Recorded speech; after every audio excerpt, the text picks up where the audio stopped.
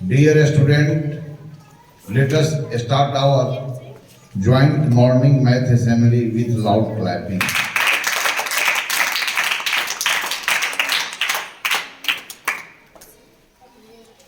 संयुक्त रूप से आयोजित गणितीय सदन में आप बैठे हुए सब प्यारे विद्यार्थी, आज सदन के अंतर्गत किन विषय के ऊपर हम मिलकर के चर्चा करेंगे उसको बोर्ड पर लिख दी गई है। तो आज हम लोग क्या चर्चा करेंगे? आज हम चर्चा करने जा रहे हैं भिन्न और अनुपात का अनुप्रयोग वास्तविक जीवन के विभिन्न संदर्भ में। Application of the concept of fraction and ratio in different context of our real life. तो बहुत ही मजेदार विषय है। तो फिर से बोल दें, आज किसके ऊपर हम लोग मिलकर के चर्चा करेंगे? भिन्न और अनुपात का अनुप्रयोग वास्तविक जीवन के विभिन्न संदर्भ में। Application of the concept of fraction and ratio in different context of our real life. इसलिए टॉपिक्स बहुत ही इंटरेस्टिंग है। मैं भी डालता हूं। Yes, sir. डियर स्टूडेंट, अब तक हमने क्या चर्चा की उसको एक बार हम लोग ताजा कर लें। अब तक हमने यह चर्चा की कि भिन्न क्या है, अनुपात क्या है। तो दोनों बातों में, भिन्न और अनुपात में, दोनों अवधारणाओं में एक बात कॉमन है कि दोनों जगहों पर दो राशियों के बीच भाग विधि से तुलना की जाती है। लेकिन तुलना करने का तरीका भी दो हो जाता है भिन्न और अनुपात में। भिन्न की मतलब होता है जब दो के बीच में तुलना की जानी है जिसमें एक दूसरा का भाग है। जब पार्ट ऑफ होल को जब होल से तुलना करते हैं, और जब दो राशियों के बीच तुलना होता है पार्ट टू पार्ट, कि दोनों राशियां एक दूसरे के साथ किस प्रकार मिश्रित है, अर्थात पहली दूसरी के कितने गुने के बराबर है। तो पार्ट टू पार्ट कंपैरिजन को रेशियो बोलेंगे और पार्ट टू होल इस कंपैरिजन को क्या बोलेंगे? फ्रैक्शन बोलेंगे। लेकिन अनुपात में और भिन्न में दोनों में एक बात आपको कॉमन है कि दो राशियों के बीच तुलना की जानी है और दोनों राशियां सजातीय होनी चाहिए। लेकिन क्या दो विजातीय राशियों के बीच तुलना भाग विधि से नहीं की जा सकती है? यदि की जा सकती है तब विजातीय राशियों के बीच जब तुलना भाग विधि से करते हैं तब क्या उसे अनुपात नहीं कहेंगे? वह भी एक अनुपात है, लेकिन वह अनुपात दो राशियों के बीच होने वाले परिवर्तन को मेजर करता है। अर्थात दो विजातीय राशियों के बीच जो अनुपात ज्ञात करते हैं वह रेट मेजर के रूप में देखा जाता है। अंडरस्टैंड? लेकिन फ्रैक्शन से जब बात करते हैं तो वहां पर दो विजातीय नहीं हो सकता है ना, क्योंकि वो पार्ट को अपने होल से तुलना की जानी है ना। अब हम लोग इतना बात हम लोग समझे, आखिर इसका फायदा क्या है, इन बातों को जानने से क्या मिलने वाला है। अर्थात आज हम लोग जितने बात को जाने हैं उन सभी बात को अप्लाई करेंगे, हमारे पास प्रॉब्लम होंगे, और वो कैसा प्रॉब्लम होंगे? रियल लाइफ से जुड़ा हुआ, जहां पर हमें इन दो अवधारणाओं का प्रयोग करना है। लेकिन जब दो सजातीय राशियों के बीच अनुपात ज्ञात कर रहे हो तो एक संख्या प्राप्त होता है। लेकिन दो विजातीय राशि के बीच आप जब अनुपात ज्ञात कर रहे हो तो वहां पर संख्या नहीं प्राप्त होता, बल्कि एक नई राशि हमको मिलता है जो दर मापक के रूप में जाना जाता है। ओके। और फ्रैक्शन, दो राशियों के बीच जब आप फ्रैक्शंस को ज्ञात करते हो, अर्थात किसी को होल मान लेते हो, तब दूसरा कौन सा पार्ट है। और दो राशियों के बीच जब अनुपात ज्ञात करते हो, तो दोनों जगहों में समानता एक बात में है, वो दोनों जगहों में दो संख्याएं मिलती है। तो अनुपात में जो द्वितीय संख्या प्राप्त होता है वो भिन्न में क्या होता है, हर होता है। और अनुपात का जो प्रथम पद होता है भिन्न का क्या होता है, अंश होता है। अर्थात किसी अनुपात को भिन्न के रूप में लिख सकते हो और किसी भिन्न को अनुपात के रूप में लिख सकते हो। ओके। तो अभी हम बात करेंगे सजातीय राशियों के बीच, फिर हम आगे बात करेंगे विजातीय राशियों के बीच। तब वहां पर अनुपात का अर्थ कुछ बदल जाता है और वहां पर दो राशियों के बीच परिवर्तन को, दर को वो मापता है। ओके। अब हम सवाल करेंगे। सबसे पहली भिन्न और अनुपात का अनुप्रयोग हम कहाँ करते हैं, तो एक प्रथम समस्या है जो किसी भी परिस्थिति में दो राशियों के बीच तुलना जो की जानी है उसमें दूसरी राशि को आप 100 बना देते हो। अर्थात जब तुलना 100 से की जाए, भिन्न की बात करते हो तो जब होल 100 के बराबर हो, और अनुपात की बात करते हो तो दूसरा पद क्या हो, 100 के बराबर हो।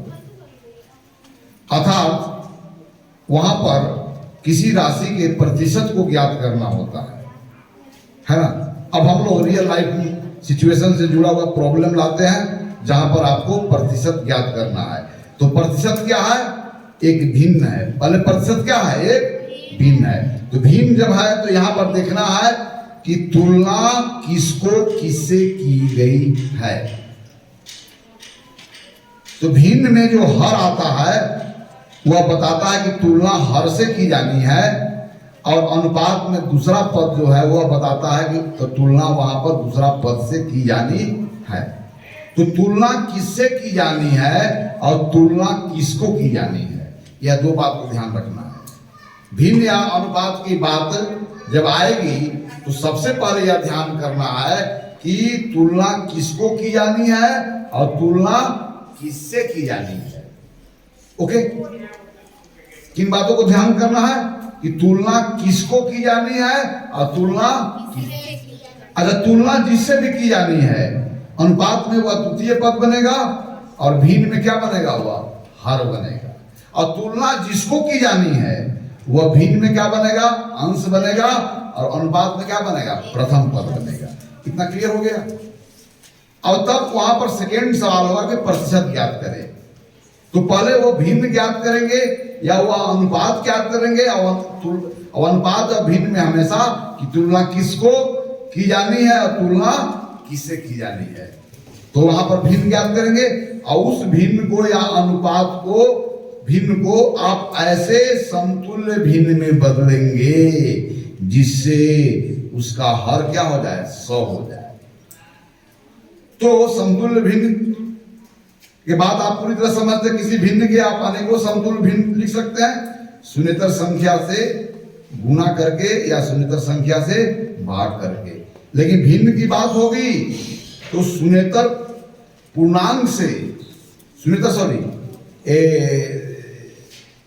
धनात्मक पूर्णांक। भिन्न में अंश और हर में हमेशा क्या आएंगे, धनात्मक पूर्णांक आएंगे। नॉन नेगेटिव इंटीजर, ऋणेतर पूर्णांक, उसका बोलेंगे ऋण पूर्णांकों को छोड़ करके। तो भिन्न में जब भी बात होगी तो अंश और हर में ऋणेतर पूर्णांक आएंगे, लेकिन अनुपात की जब बात होगी तब वहां प्रथम पद और दो पद कोई भी संख्या हो सकते हैं। लेकिन भिन्न में कंडीशन लगा हुआ है कि दोनों संख्याएं क्या होंगे, नॉन नेगेटिव इंटीजर। ओके, इतना तो बात समझ गए। चलिए आइए किसी क्लास, चलिए कोई क्लास ए है, क्लास ए का सेक्शंस है जिसमें 50 गर्ल्स हैं, 30 बॉयज स्टूडेंट हैं। अब हमको सवाल है कि लड़कियों का गर्ल का फाइंड आउट द परसेंटेज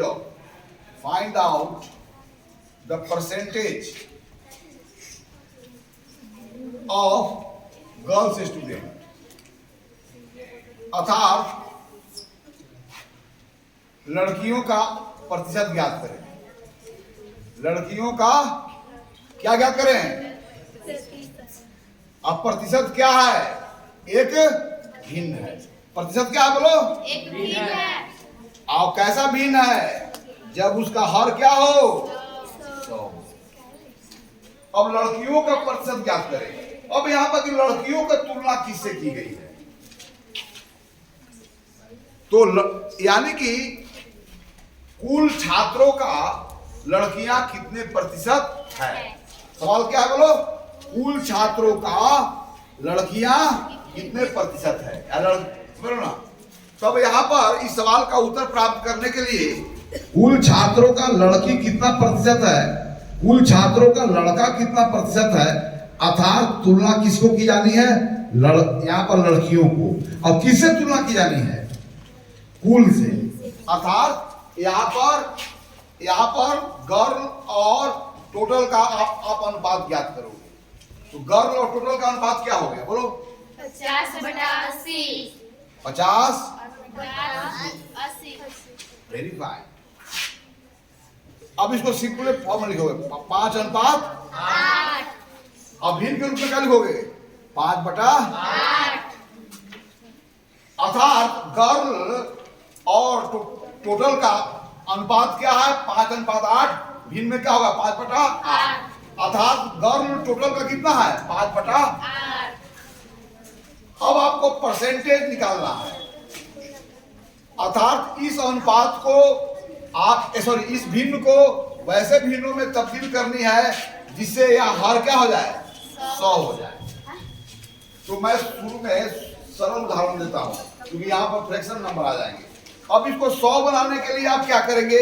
देखिए 5/8 है, इसमें आप 100 से गुणा कर दें और 100 से भाग कर दें तो 5/8 के समतुल्य है कि नहीं है? इसको ऐसे लिख सकते हैं 5/8 गुने 100, इसको एक संख्या मान लें और 1/100 हो गया कि नहीं हो गया? तो 5/8 गुने 100 क्या हो गया? परसेंटेज। और इसको आप सरल कर लें। 2 चौके 4 दूना 8, 25 चौके 100, 25 कितना हो गया?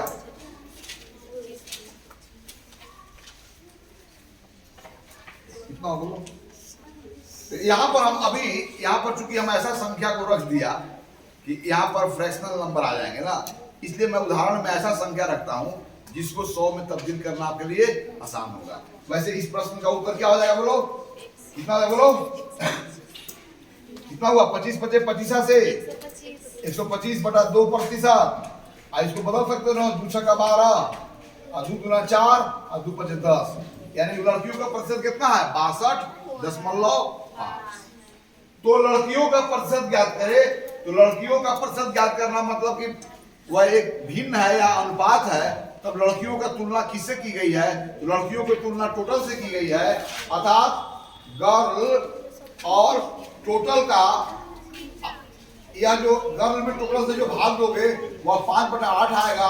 और 5/8 को ऐसे समतुल्य की भिन्न में बदलना है जो 8 100 हो जाए। तब 5 कितना हो जाएगा? 8 में कितना से गुना करके 100 पहुंचा जा सकता है? बताओ 8 में किस संख्या से हम गुना करें कि हमें 100 प्राप्त हो? क्लियर बात है। जब आपको भिन्नों की बात कर चुके हैं, 8 में 100/8 से गुना करें तो क्या प्राप्त होगा? 100। ओके, तो 8 में हम कितना से गुना यहाँ करेंगे कि 100 प्राप्त होगा? बताओ 100/8। तो निश्चित है कि यहाँ पर 8 के बदला में 100 रख दिए तो 5 में भी कितना से गुना करना पड़ेगा? 100/8 से। क्योंकि 100/8 से गुना, 8 में 100/8 से गुना किए तो समतुल्य भिन्न प्राप्त हो, तो अंश में भी तो गुना करना पड़ेगा। और यहाँ पर चूंकि हम यहाँ पर गुना करते हुए नहीं दिखाई दे रहे हैं, क्योंकि 100 में अगर हम 8/100 से गुना करेंगे तो यह कट के 8 हो जाएगा। तब इसको आपको एक सिंगल नंबर मान लेना है, उतना परसेंटेज हो जाएगा। ओके, समझे? चलिए अब आप समझ गए होंगे ना। चलिए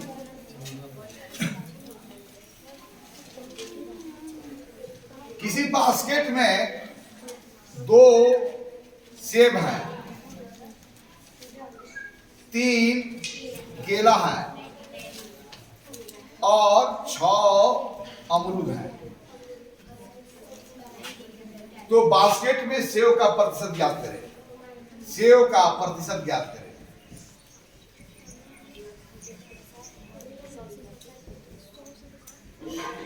तो आपको सेब का ज्ञात करेंगे, केला का करें और अमरूद का करें। लेकिन प्रतिशत जब ज्ञात करेंगे तो यहां तो पता चल जाएगा दूर सेब का तुलना किया जाना है। लेकिन किससे किया जाना है? टोटल से। क्योंकि हम यहाँ सेब का प्रतिशत ज्ञात करें, यानी कि बास्केट में कुल फलों का सेब कौन सा भाग है ये पहले प्राप्त करें।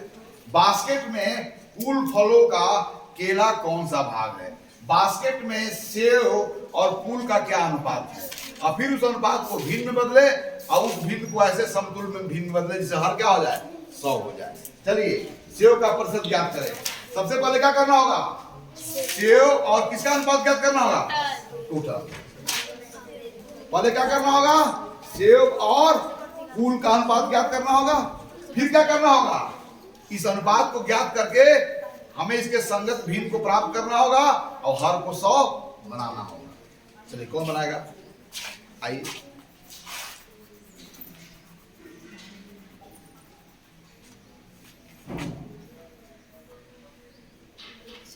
यहां पर सवाल है कि सेब कुल का कितना प्रतिशत है।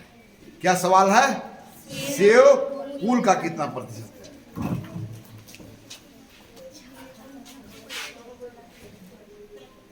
चलो सेकेंड स्टेप में अब 11 में कितना से गुना करेंगे 100 मिल जाएगा।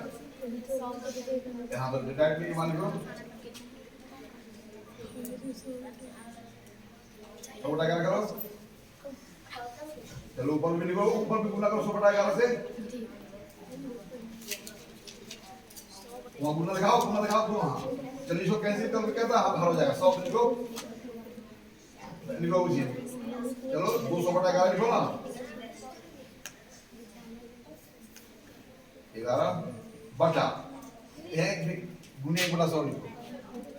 वहाँ यहाँ पर गुने 1/100 नहीं हो जाएगा। वो क्यों काट दिया? वो तो 100 को रखना है।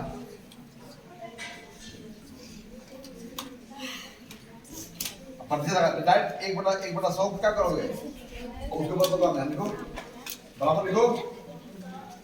2 यहाँ पर लिखा ना, तो 200 बटा क्या होगा 11, ऐसे क्या हो जाएगा प्रतिशत। अब इसको और सरल कर सकते हो, इतना ही छोड़ो। चलिए अब मुझे बताइए, चलिए केला कुल का कितना प्रतिशत? केला कुल का कितना प्रतिशत? चलिए कौन ज्ञात करेगा? और कोई आएगा? चलो, यानी केला कुल का कितना प्रतिशत? तो क्या करना होगा? केला और कुल का पहले अनुपात ज्ञात करना होगा और उस अनुपात के संगत भिन्न को लिखना होगा और उस भिन्न को 100 हर वाले भिन्न में तब्दील करना होगा समतुल्य बनाते हुए। अर्थात 100 प्राप्त करने के लिए जिस संख्या से वहां गुना करना होगा हर में, उसी संख्या को अंश में भी गुना करना होगा। चलिए फटाफट।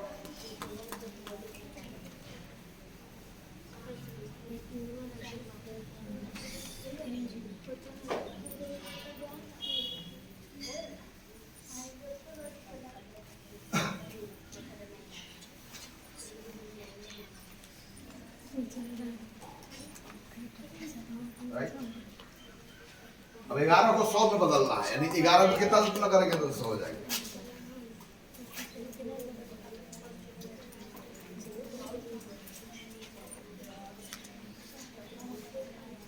चलो यहाँ याद नहीं समझ पा रहे हो? देखो जरा 3:11 आया ना, और 3:11 को 3/11 लिखेंगे ना, और 3/11 को यहाँ पर हम हर को 100 बना दिए। क्या बना दिया हम हर को? तो 11 में कितना से गुना करके हम 100 तक पहुंचे होंगे? 100/11। तो निश्चित है कि 3 में भी क्या कितना गुना करना होगा? चलो, और यह अंश के जगह हो गया। अब आइए डायरेक्ट हम लिख देते हैं। तो यहाँ 100 हर हो गया, तब इसी चीज को प्रतिशत का उपयोग करके कैसे लिखेंगे प्रतिशत का साइन 3 गुने 100 बटा क्या होगा 11%। अब इसको आप सिंप्लीफाई करके सिंगल नंबर प्राप्त कर सकते हैं। अब आइए समझ गए।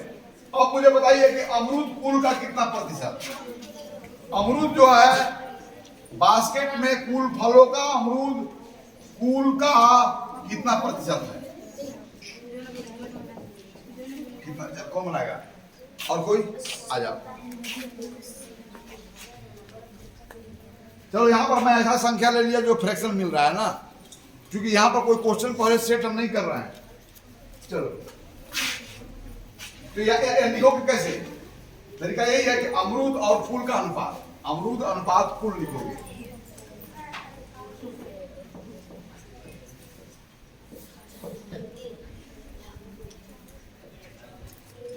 बराबर क्या लिखोगे अनुपात अनुपात के रूप में लिखो पहले अनुपात। अच्छा उस अनुपात को भी में बदल दो बराबर लिखो। चलो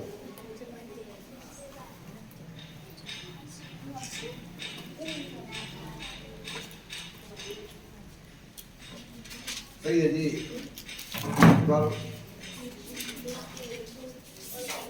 यहाँ तुम्हारा 6 बटा कितना आया 11 या देखो जरा 6 बटा 11 को लिया है। अब इसको हमको 100 बना दिए 11 को क्या बना दिया तब 11 में कितना गुना किया गया 100 बटा तब 6 में भी क्या क्या करना बोलो। अब यह जो बटे वाला 100 है उसको 6 गुने 100 बटा 11 और बटा 100 क्या लिखेंगे हम लोग देखो 25 बटा 100 को हम लोग क्या लिखते हैं 25%। अब 25 बटा 100 में क्या है 25 गुने 1 बटा 100 या यूनिट फ्रैक्शन 1 बटा 100 25 टाइम आया है। अब इसलिए 25 और 1 बटा 100 को डायरेक्ट क्या लिख रहे हैं 25%। अंडरस्टैंड। चलिए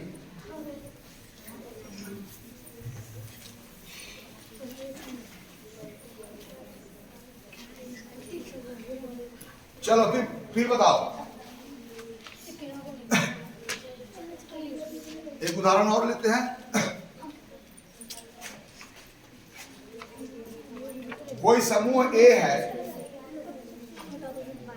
समूह ए में एक समूह ए है जिसमें 3 रेड बॉल है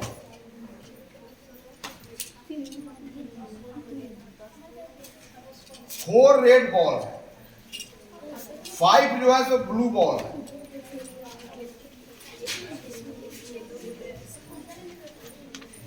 और 1 जो है ये व्हाइट बॉल है राइट।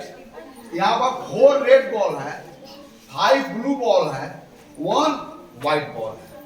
ओके तो रेड बॉल का प्रतिशत ज्ञात करें रेड कुल का कितना प्रतिशत क्वेश्चन क्या है बोलो रेड टोटल का कितना प्रतिशत रेड ब्लू टोटल का कितना प्रतिशत व्हाइट टोटल का। ओके तो पहले रेड कुल का कितना प्रतिशत है हम देखो रेड का तुलना हम ब्लू भी से भी कर सकते हैं। रेड ब्लू का कितना प्रतिशत रेड व्हाइट का कितना प्रतिशत रेड अब व्हाइट ब्लू का कितना प्रतिशत। हम जब बोल रहे हैं कि रेड कुल का कितना प्रतिशत तो रेड बॉल की तुलना किससे की गई है कुल से। तो रेड बॉल और कुल का अनुपात ज्ञात करोगे और इस अनुपात को सरलतम रूप में लिखोगे और फिर इसका हर को 100 बनाओगे इक्विवेलेंट फ्रैक्शन का नियम को पालन करते हुए। तो पहला सवाल क्या है बोलो लाल गेंद कुल का कितना प्रतिशत क्योंकि प्रतिशत क्या है एक अनुपात है या एक भिन्न है अनुपात है। तो कैसा अनुपात है जब द्वितीय पद 100 हो और कैसा भिन्न है जब उसका हर 100 हो। अर्थात जब 100 से तुलना की जाए तो 100 से तुलना जब हम करते हैं तो उसमें भिन्न और अनुपात दोनों को प्रतिशत में बोला जाता है क्या जब तुलना 100 से की जाए। ओके कौन बनाएगा आ जाओ।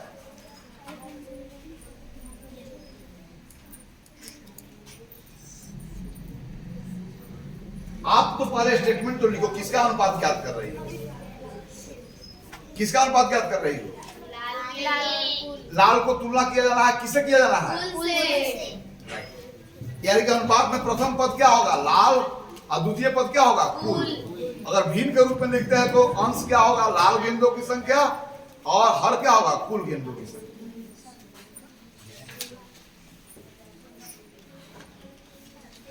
अनुपात लाल गेंद अनुपात कुल लिखो ना,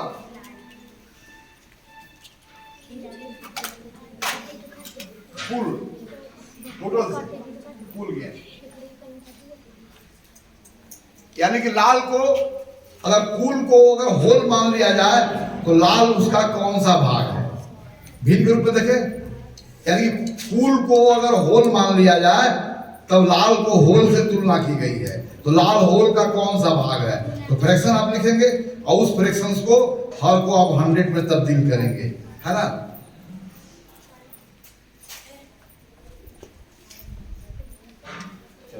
अब अगला काम, अब ये बराबर लिख दो। अब 2/5 को आप ऐसे फ्रैक्शन में तब्दील करेंगे कि हर क्या हो जाए? 100 हो जाए।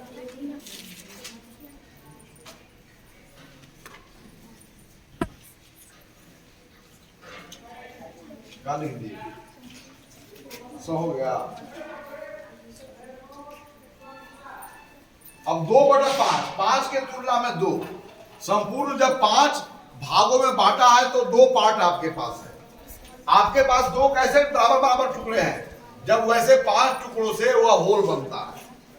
अगर होल को 100 भागों में बांट दिया जाए तो पहले 5 भागों में बांटे थे, और होल को 100 बराबर भागों में बांटना होगा तो प्रत्येक 5 भागों को क्या करना होगा? और आगे 20 भागों में बांटना होगा। राइट है ना? तो क्या हो जाएगा बोलो?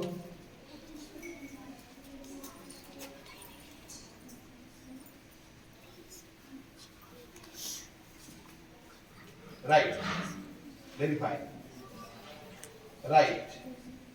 चलो, अब 100 हर वाला भिन्न प्राप्त कर लिया। कौन हर वाला भिन्न प्राप्त किया? 100 हर वाला। किसके समतुल्य प्राप्त किया? 2/5 की। यानी कि 100 के तुलना में कितना है? 40। तो 100 के तुलना में जब 40 हो तो उसी को हम लोग क्या लिखते हैं? 40%।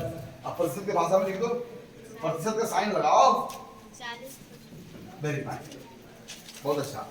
अब आ जाइए, अब ब्लू बॉल कुल का, ठीक है ना जी। अब ब्लू कुल का कितना है? नीला गेंद का प्रतिशत ज्ञात करें। नीली गेंद का प्रतिशत ज्ञात करें। सवाल है यार, यहां पर भी नीली गेंद का प्रतिशत ज्ञात करें, मतलब नीली गेंद का तुलना की गई होगी, तो अंडरस्टूड है कि नीली गेंद को कुल से तुलना की गई हुई, अर्थात नीली गेंद और कुल का गेंद का अनुपात ज्ञात करें और इस अनुपात को सरलतम रूप में लिखे, फिर संगत भिन्न को प्राप्त करें, फिर 100 हर वाले भिन्न के समतुल्य जो भिन्न प्राप्त होगा उसमें तब्दील करें। तो किसी भी भिन्न को किसी भी समतुल्य भिन्न में तब्दील करने के लिए क्या करते हैं? आप ऋणेतर पूर्णांक से क्या करते हैं? उसको गुना करते हैं या भाग करते हैं, है ना। चलिए आप बताएंगे। यस,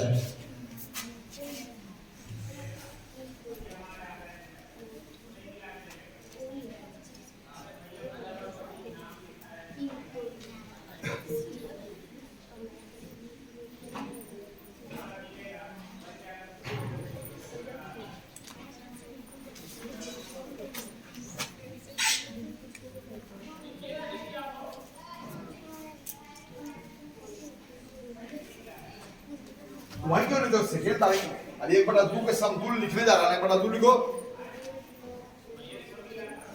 फिर तो वही चीज लिखी, रिपीट। अब क्या करना है? 1/2 पे क्या करना है? 1/2 को हमें 100 हर वाली भिन्न में तब्दील करना है, चेंज करना है। क्या होगा बोलो? अब इसके समतुल्य ऐसा भिन्न ज्ञात करो जिसका हर 100 हो। राइट,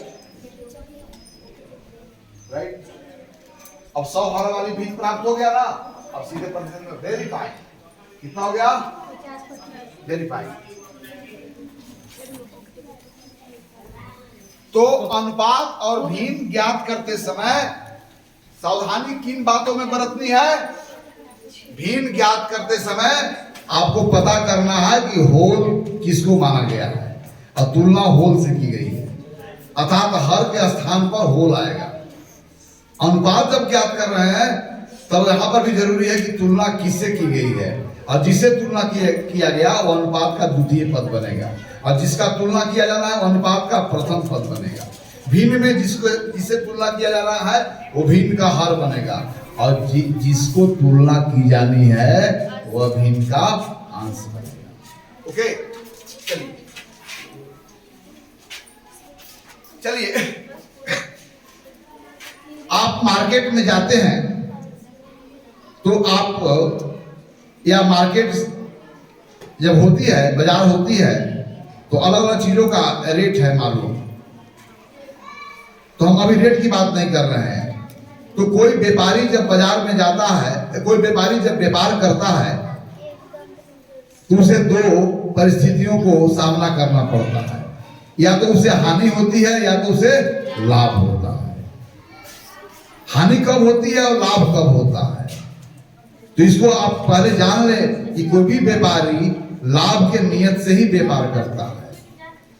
और व्यापार में होता क्या है, कोई व्यापारी वस्तुओं को कहीं से खरीद करके लाता है और उसका प्रयास रहता है कि जो खरीद करके लाए हैं उससे हम ऊंची कीमत पर क्या बेचें।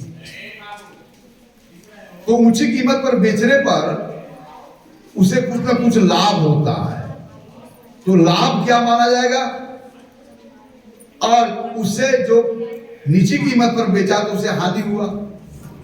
तब वहां पर लाभ और हानि कितना हुआ और लाभ का प्रतिशत क्या था, हानि का प्रतिशत क्या था, ऐसी बात को पूछा जाता है। तो जहां पर भी लाभ प्रतिशत की बात होगी, हानि प्रतिशत की बात होगी, तो यहां पर लाभ और हानि का तुलना किससे होगी? तो लाभ और हानि की तुलना सदैव लागत मूल्य से होती है। ओके, तो यहां पर तीन टर्म को ध्यान देना है कि लागत मूल्य या क्रय मूल्य क्या है।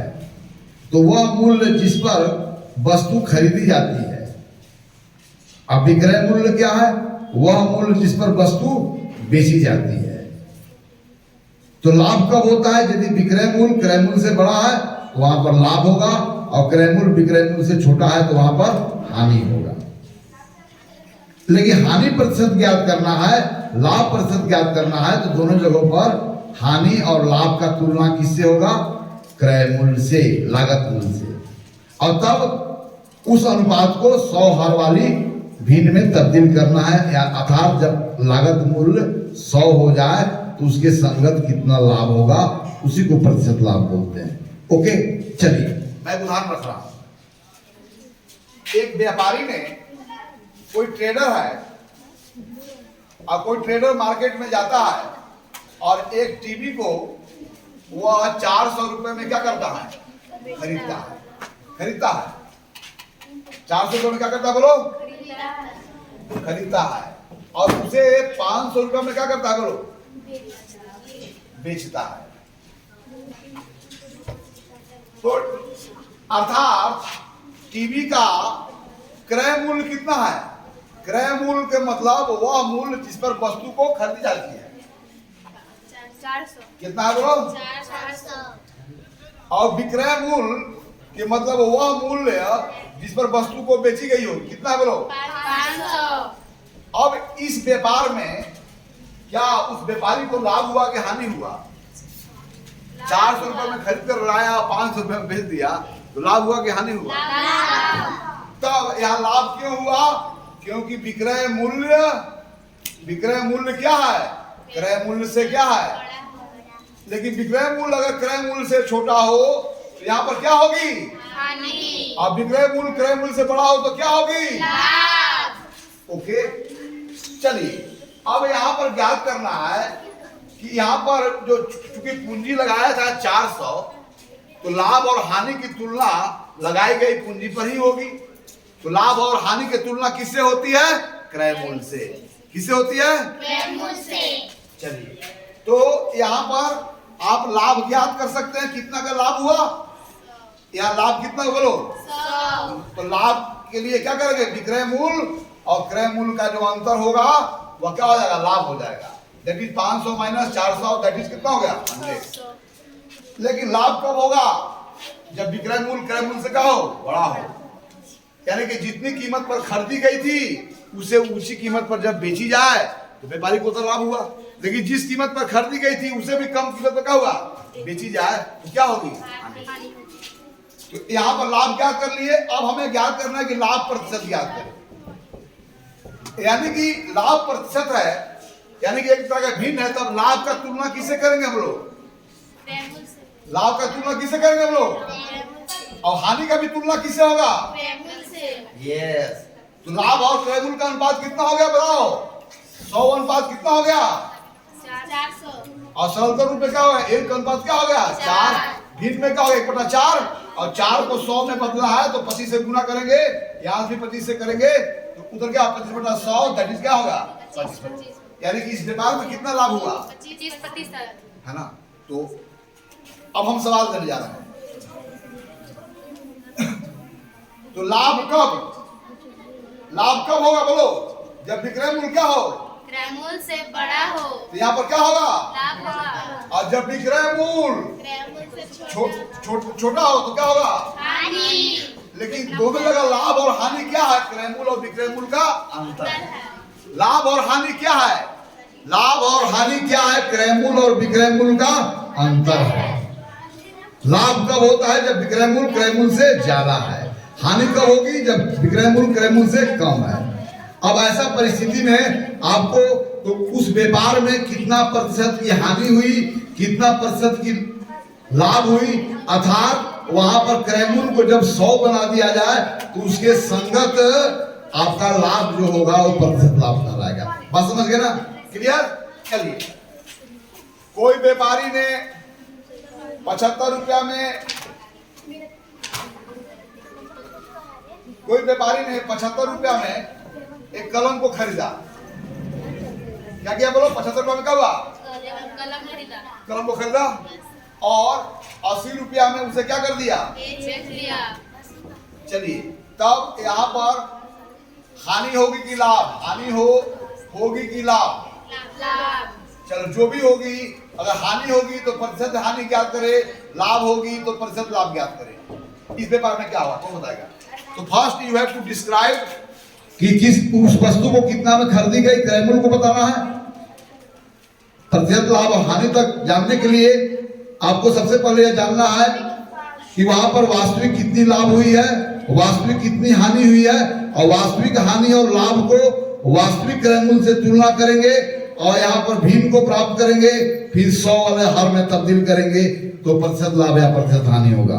क्योंकि इस व्यापार में जब 75 रुपए में कलम को खरीदी गई और 80 रुपए में बेच दी गई, तो आप बताओ कि यहाँ पर हानि होगी कि लाभ होगी, क्योंकि विक्रय मूल्य क्रय मूल्य से क्या है, तो उस कलम का विक्रय मूल्य कितना है, विक्रय मूल्य, और कलम का क्रय मूल्य क्या है, इसलिए वहां पर विक्रय मूल्य क्रय मूल्य से क्या है, बड़ा, इसलिए लाभ पता हो गया। अब लाभ को तुलना किससे करोगे, वास्तविक क्रय मूल्य से, और उसको 100 में तब्दील करोगे, प्रतिशत लाभ क्या, प्रतिशत हानि हो जाएगा। ओके, आ जाओ, पहले रिवीजन देना है ना, कलम का भी और कलम का जो इंफॉर्मेशन, जो सूचना दी गई है उस सूचना को पूरा उपयोग करना है।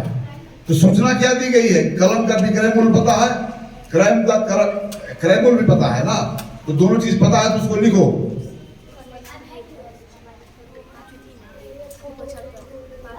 और कलम का विक्रय मूल्य,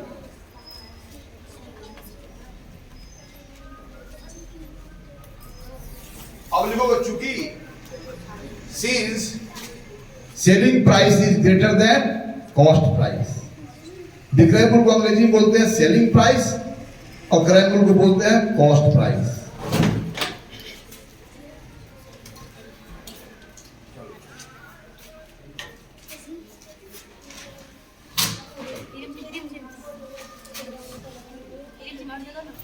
लिखो लिखो ठीक है। अब कारण दोगी ना कि यहाँ लाभ क्यों हुई, क्यों लाभ कर रहे हो कि इस व्यापार में हुआ है, क्योंकि विक्रय मूल्य कलम का विक्रय मूल्य कलम का क्रय मूल्य से ज्यादा है, अर्थात ऊंची कीमत पर बेची गई है। आप क्यों पर कारण दो, चूंकि विक्रय मूल्य क्रय मूल्य से बड़ा है, चूंकि विक्रय मूल्य इज ग्रेटर देन क्रय मूल्य,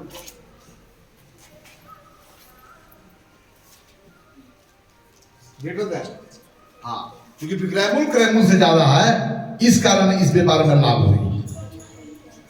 इधर लाभ निकालोगे, और लाभ और हानि क्या है, क्रय मूल्य और विक्रय मूल्य का अंतर है। लेकिन अंतर ज्ञात करते समय ध्यान देना है कि बड़ी में से छोटी संख्या घटाना है। ओके, क्योंकि निगेटिव हानि और निगेटिव लाभ जैसा गणित में इसका कोई अस्तित्व नहीं है ना। लाभ और हानि हमेशा पॉजिटिव होते हैं।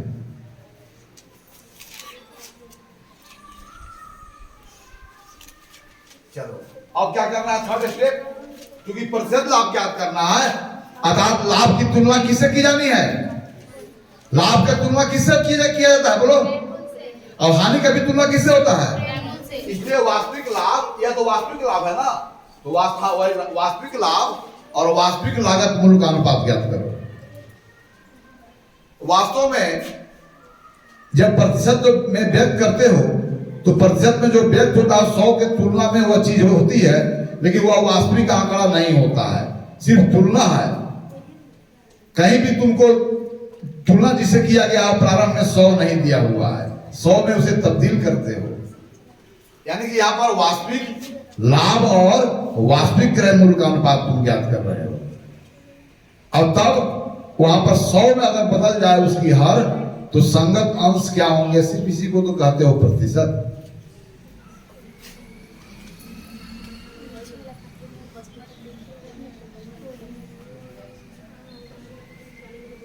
Very fine.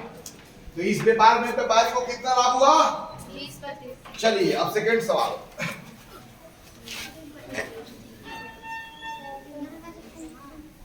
चलो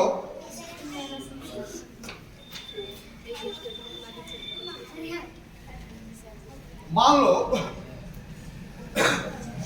बस किसी व्यापारी ने किसी वस्तु ए को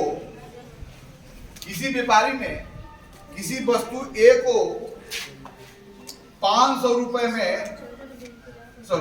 खरीदा। कितना खरीदा, तथा किसी व्यापारी ने वस्तु ए को 500 रुपए में खरीदा तथा उसे 490 रुपया में बेच दिया। तो पहला क्वेश्चन, इस व्यापार में लाभ या हानि हुई, इस व्यापार में लाभ हुआ कि हानि हुई, इस व्यापार में लाभ हुआ या हानि हुई। चलिए दूसरा, यदि लाभ हुआ तो कितना प्रतिशत, यदि हानि हुआ तो कितना प्रतिशत।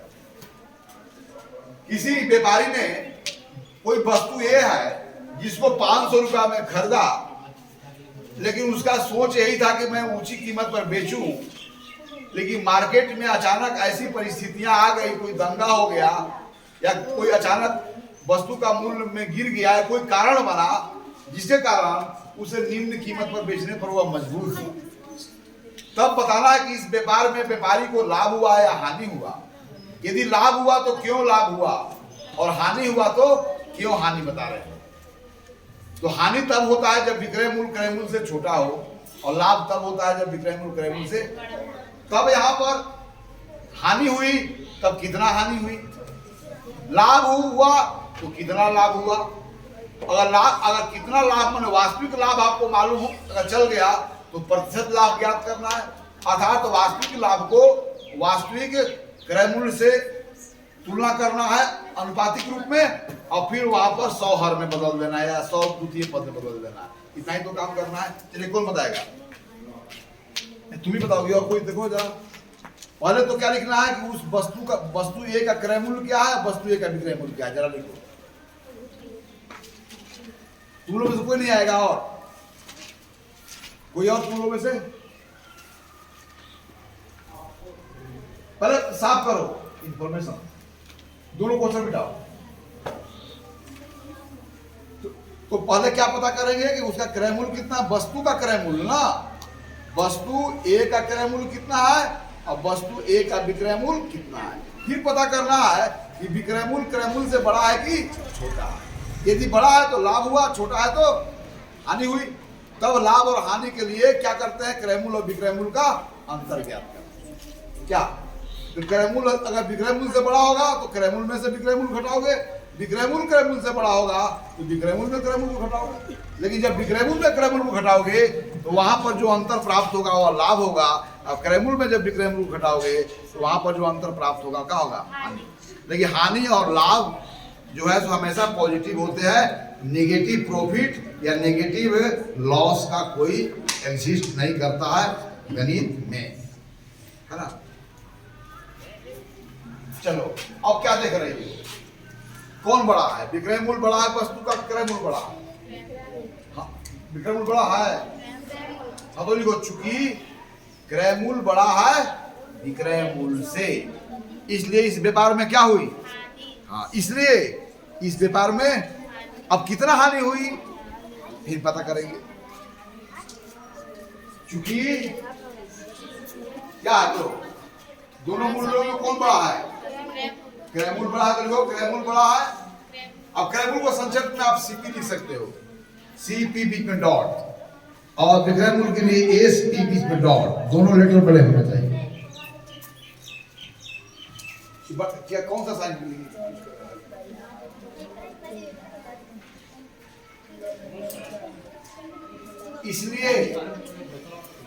इसलिए का साइन क्या है, चूंकि का साइन यह नहीं है, रुको, चूंकि का साइन यह है और इसलिए का साइन यह है। इसलिए इस व्यापार में क्या हुई, इस व्यापार में व्यापारी को क्या हुई,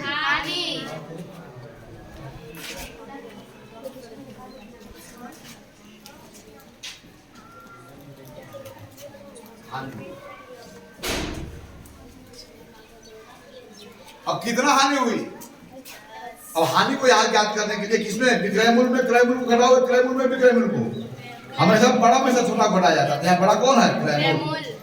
इसे हानि बराबर कर दोगे, फिर वहां लिखो ना, हानि हुई है बाप।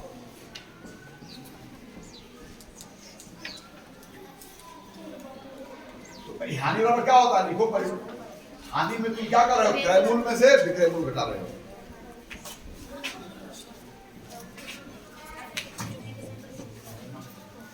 चलो खाली बी ये नहीं, विक्रय होता है।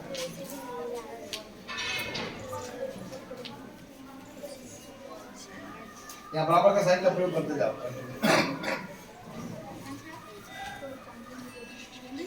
ये बराबर लिखोगे ना। चलो कितना का हानि हुई, अब हमको प्रतिशत हानि ज्ञात करना है, यानी कि हानि का तुलना हम किससे करेंगे, यानी कि हानि वास्तविक हानि और क्रय मूल्य का अनुपात ज्ञात करो। चलो इधर बनाओ, चलो याद बनाओ। अब क्या करना है, प्रतिशत हानि हुई तो प्रतिशत हानि ज्ञात करना है। तो प्रतिशत हानि के लिए क्या करेंगे, पहले हानि और किसका अनुपात ज्ञात करेंगे। चलो हानि लिखो, हानि और क्रय मूल्य,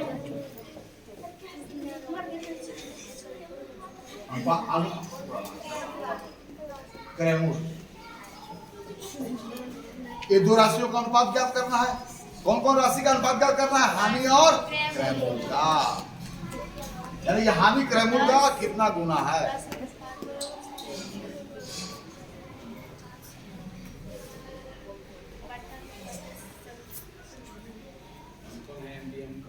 बराबर लिखो यहाँ।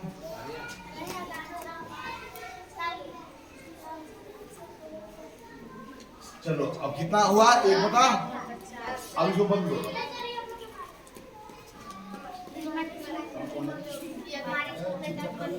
अब 100 हार वाली बदलना है, very fine, very fine, very fine, बहुत अच्छा, वेरी फाइन।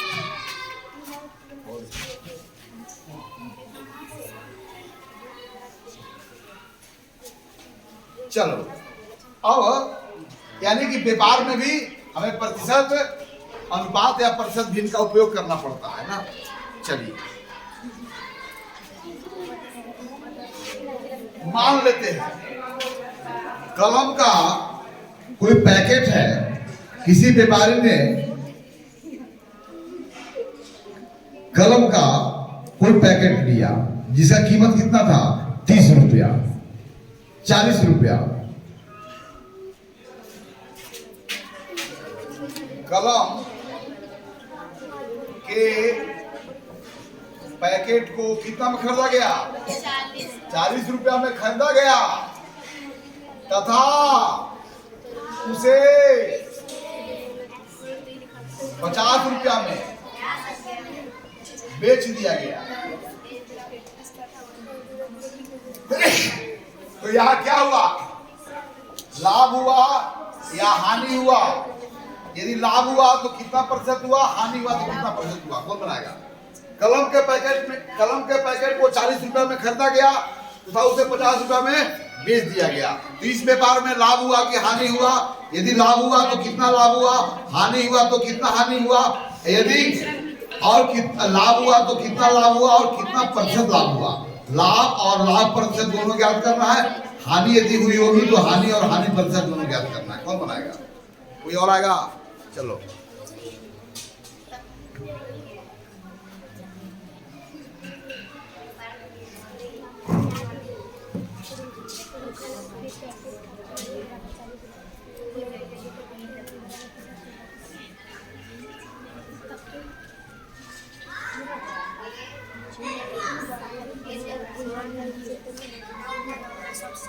समझना रहा ना?